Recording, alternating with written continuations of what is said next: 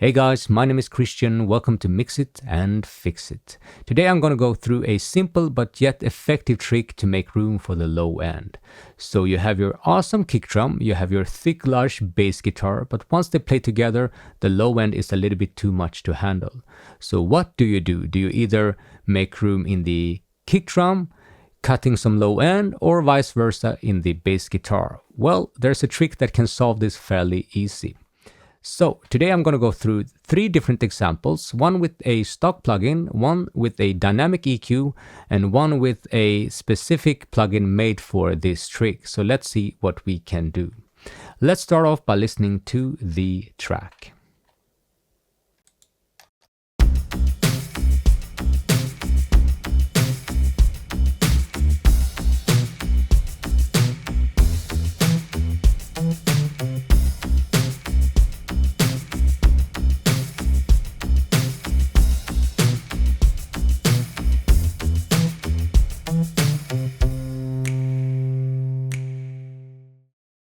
Alright, so I don't think that it sounds too bad, but I think we can make some minor adjustments.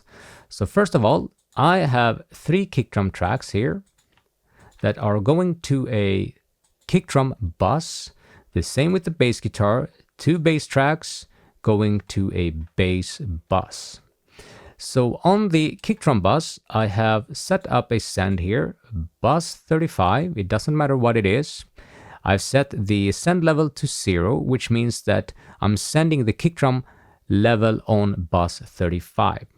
And then I have the bass guitar track bus here, which needs to receive the signal from the kick drum, which it will then trigger on. So bus 35, and here in Pro Tools we have a dynamic plugin which can set different sidechain filters. So I activate the key signal here. Then I set the compressor to 160 Hz and 20 Hz, which means that it will only compress in this area from 20 to 160 Hz. Then you have your standard features, ratio, attack, release times, and then you can set the threshold either here or there. So let's see what we can do here.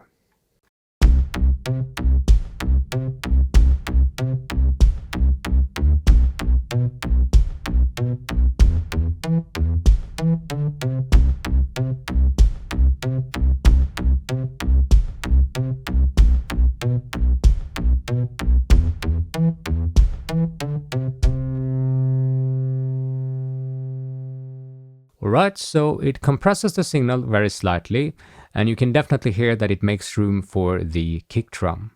So that's stock plugin trick number 1. More effective and perhaps a little bit more subtle trick is to use a dynamic EQ. So you set it up the same way, key signal, which means that it will receive the kick drum signal here on bus 35. And then you can choose an equalizer point here. I set it at 70 Hz. The gain is just if you want to gain or lower the gain or adding gain at that frequency, but the range is where it will adjust if it goes over the threshold. Then you have attack and release times, and then you can set it to external, which means that it will trigger on the key signal. So let's see what happens here.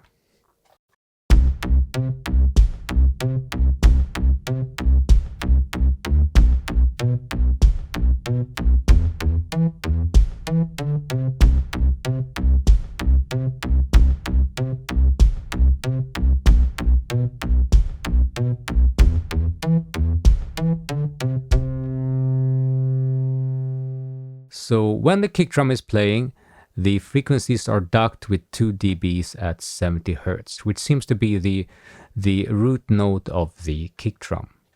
And then one last trick is to use Trackspacer, which is a plugin that is made for this trick. And it goes the same way. You need to set the key point here, bus 35, and then you have the frequencies here.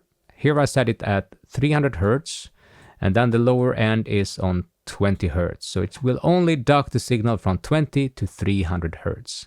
Then you have the ratio, which means the amount that it will compress. I'm sure that there are more things going on here, perhaps compression, EQ. It does it in a very intelligent way. So let's see what it does to the track here.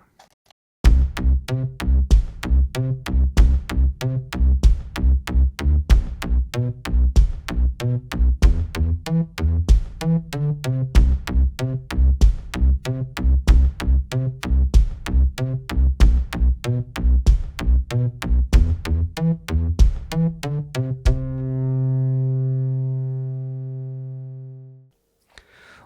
so it definitely makes the kick drum way more punchy. So let's listen with the rest of the drums here to see what happens. Let's start with Trackspacer, and then we're going to listen to the other two plugins.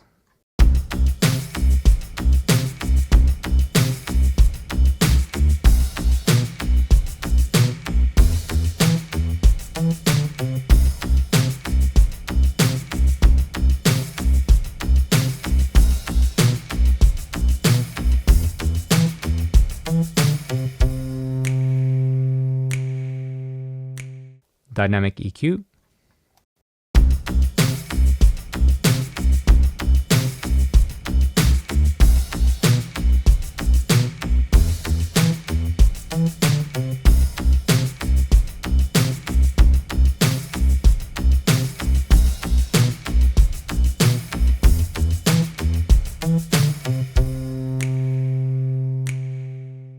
And the stock compressor plugin in Pro Tools.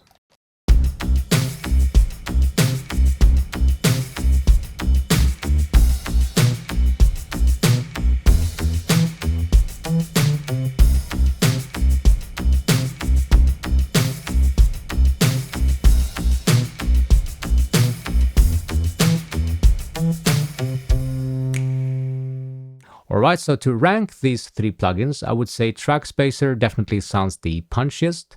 Dynamic EQ is great to dial in the frequencies. And the stock plugin sounds okay, but if you have the money for it, invest in a good plugin. That definitely helps. So a small trick here to create some punch in the low end. Alright, so that's really it for today's episode. If you enjoyed this kind of content, like and subscribe, and hopefully I'll see you guys around.